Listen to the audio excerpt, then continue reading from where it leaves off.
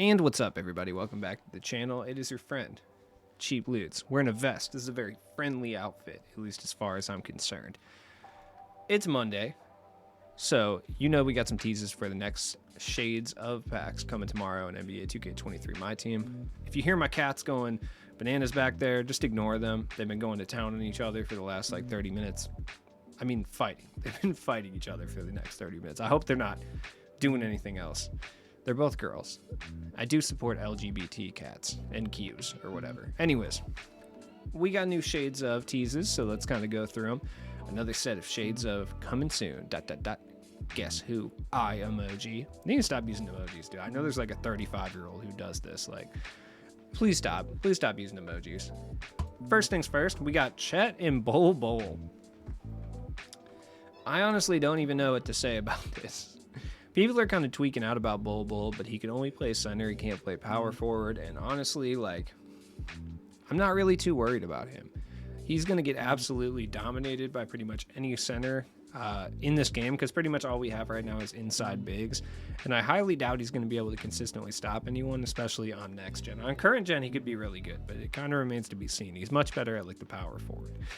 Chet, kind of the same thing. I mean, he might be pretty good at the power forward, but we'll have to see. I mean, honestly, all the shades of cards, there's been ones that are good and usable. I still use Paolo, even though I hate him. It's just I don't really have anyone else to use at the power forward position. That's why he's still in my lineup. I mean, maybe Chet changes that, but I don't know. This year, being so focused on strength and inside ability at this point, I don't know if Chet will really be that guy. But we'll see, because I mean, he could be a meta shifting card, hypothetically speaking. He could shift the meta just a little bit. I don't know. Looks fine. Next up, we got Johnny Davis and Latrell Sprewell. I have no choice but to pick up the homie Latrell. I have to.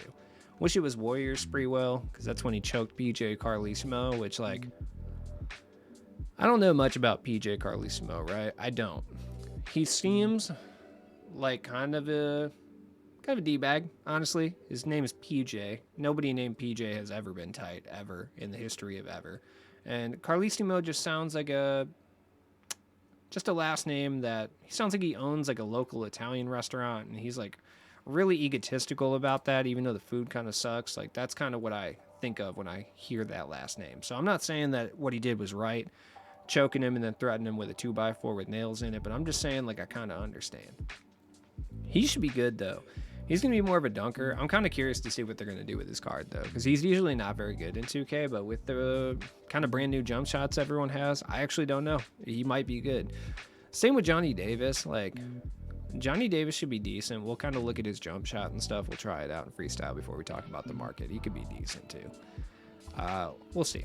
And then we got Jalen Williams. Shades of Joe Johnson. Interesting.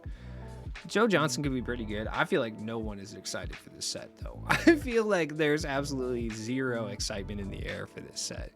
Jalen Williams does play shooting guard, though, and he should be a 3-and-D type of player, so I'm kind of interested to see what's up with that. I also love his hair, dude. I wish my hair looked that luscious. It doesn't. It never has, and it never will, to be honest. Joe Johnson should be good. I wonder if they fix his stamina issue from last year, because that was the only thing that really held him back from being a premier card last year, was when we finally got Joe Johnson. He was aged 40 and he had no stamina. You could really only use him off the bench because he would get tired so fast. And this year, that's a huge detriment. So I want to see what's up with that. Should be good, though. Now, like I said, Bol Bol's not going to be great. His gold base set card only has 30 speed, 30 acceleration, 25 speed with ball. And typically, the gold cards don't obviously tell you the whole story on what a card's going to look like.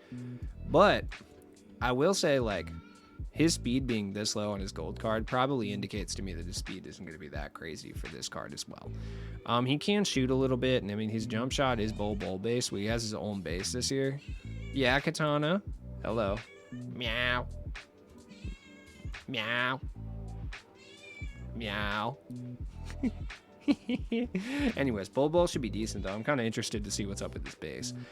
I don't know. I'm going to shoot around with him and just see what's up. I don't expect this card to be incredibly usable, though. But if he can handle the rock pretty effectively and his shot is pretty good, you could see some people actually running Bol as like a very viable center. You're going to have to sacrifice interior, though. I mean, that's realistically the only way. But if he's cracked out enough in certain aspects, like we could see, like I said, a meta shift for sure. Then we got Chet. Chet's 7 foot with 7'6" wingspan, dude. He's actually a lot faster on his gold card, so that bodes well for him. He's got a little 73 pointer, so he should be able to shoot. His interior defense. Look, I have a cat. You want airtime, Katana? Oh damn! Look at you. Anyways, Chet should be good. I mean, I would assume he's going to be good anyway. I don't know. It's tough to tell just with this year being so radically different as far as like meta, that I don't really know what's going to go on with Chet and like how good he's going to be. I mean, he's going to be annoying. He's going to get a bunch of rebounds for no reason. Then again, dude, I don't know if he will. Because like Zion is like 6'7" and somehow out rebounds everybody bigger than him just due to his like real thick boy player build. And Chet has about the complete opposite player build. So we could actually see him being out-rebounded relatively often, even though he's super tall. So I don't know. He's got his own base, which no one else has. Dribble moves are pretty bad, so I expect that to stay the same. He does have that Zach LaVine, though. No, that's not even the right one. Zach LaVine has a completely different triple threat. That's right. 60 ball handle. I don't know. Chet's going to be interesting.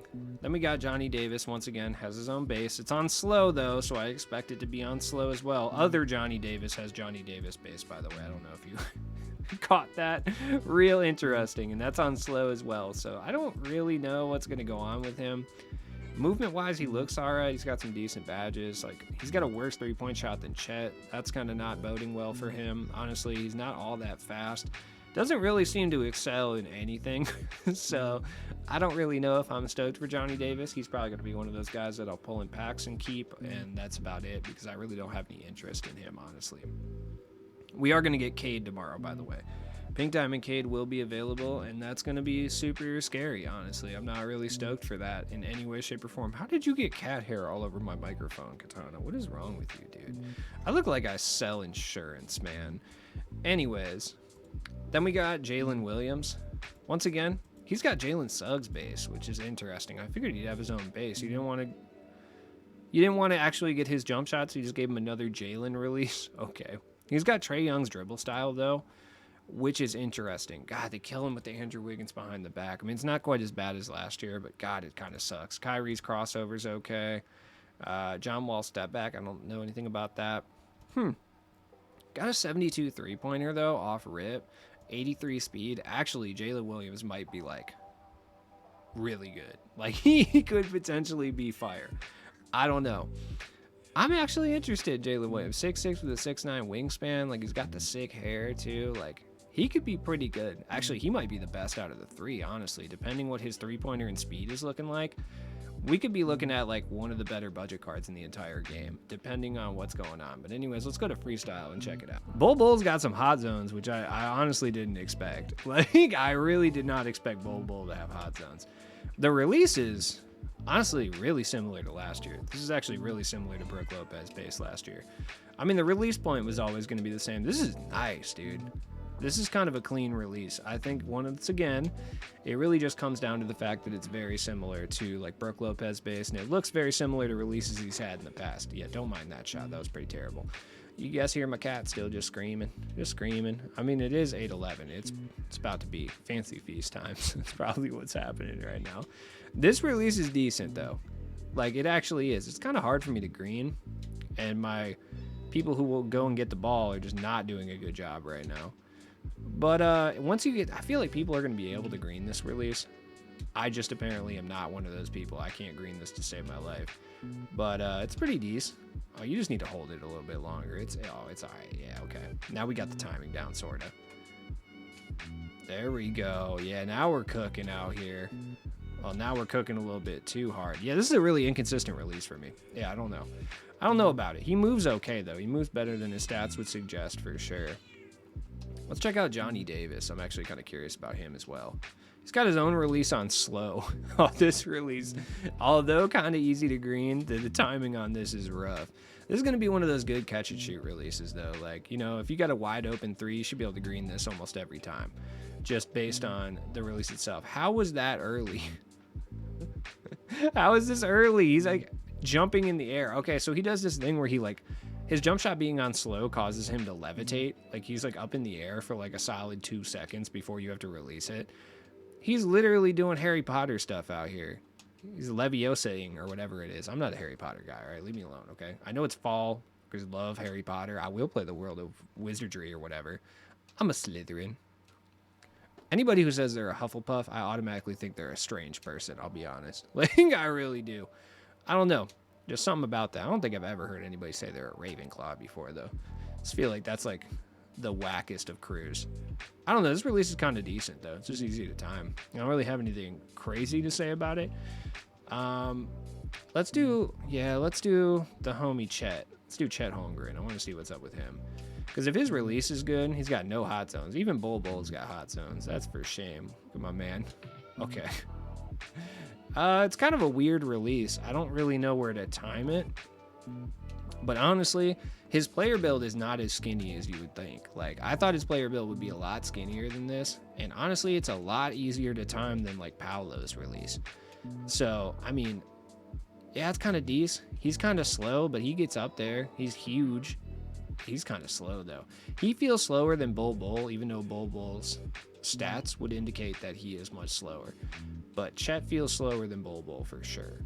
The release is kind of strange, though, I'll be honest. Like, it's hard to really tell exactly where he releases it.